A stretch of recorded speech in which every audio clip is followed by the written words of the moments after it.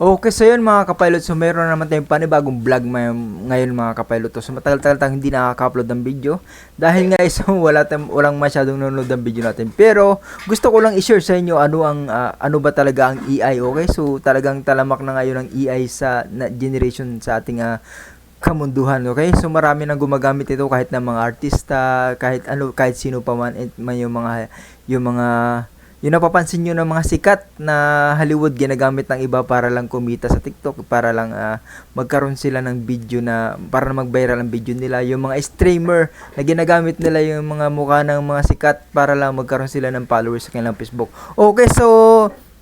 Okay, so bago tayo mag-continue sa ating pagtuturo, meron tayong ipapakita ng video na ginawa ko sa inyo. Okay? So diretso na tayo.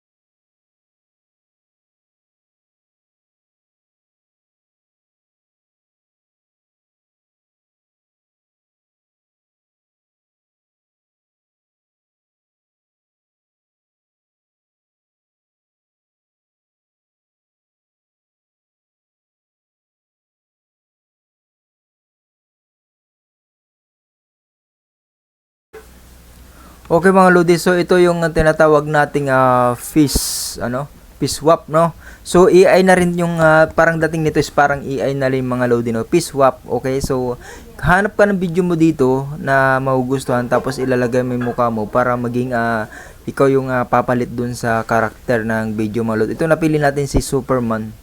Spider-Man pala, Spider-Man, okay? So yan. So, pwede nyo ilagay yung mukha nyo dyan. So, pwede nyo ilagay sa TikTok, sa pangkwilan nyo. And karamihan talaga nagbabiral yung mga ganito mga load kasi mas sikat yung ginagamit. Yan, maglalagay tayo ng atin ng mukha natin dyan. Picture tayo. Okay, pag picture na mukha natin dito. Tapos, siyempre yan, click swap na natin yan. So, maraming ganitong application. Hanap lang kayo sa Play Store. Okay. So, makikita natin dito yung result, no?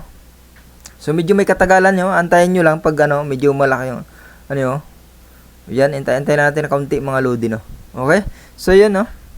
So, yun, naging pango si Spider-Man. Naging pango si Spider-Man dito mga Lodi, no? Okay, so yun, no? Yun, di ba? Ang galing ng pagka-chins ng mukha natin dito, no? So, ang tawag dito is defect face ang tawag dito mga Lodi, no? Ilalagay mo yung mukha mo doon sa character para pumalit yung mukha mo. Okay, so pwede nyo pantik. Ito pa, ginawa natin si Iron Man. So, nilagay ko yung mukha ng picture ko. Nakikita nyo na yan. Inilagay ko dyan yung mukha ko. So, kuwang-kuwa talaga yung mukha ko kumalodo. Para akong isang Iron Man dito. So, pwede nyo pangkuilan sa Facebook, sa mga reels nyo. Pwede nyo itong gawin mga lod, no? Baka sakaling mag-viral kayo. Okay, so ito naman yung AI nila Bong Navarro mga lod, na sikat ngayon sa show nila na unang open ng Showtime. So, natuwa naman ako sa tatlo nito mga Lodi. Talagang si Bong Navarro ay bata pa, matagal ko ng idol yan sa pagsasayaw. Okay? So talagang ang tawag dito naman mga Lodi ay AI cam. Okay? AI cam. Okay? So binibili yan mga Lod, no? Binibili yan. Merong nai-edit yan pero matrabaho, ma-process. Pero ang tawag dito is AI cam. Okay? Automatic siyang mag-AI yung camera kapag nag-shoot doon sa karakter. Okay? So binibili yan. And medyo may kamahalan yan mga Lodi, yung AI cam na. Ini-install yan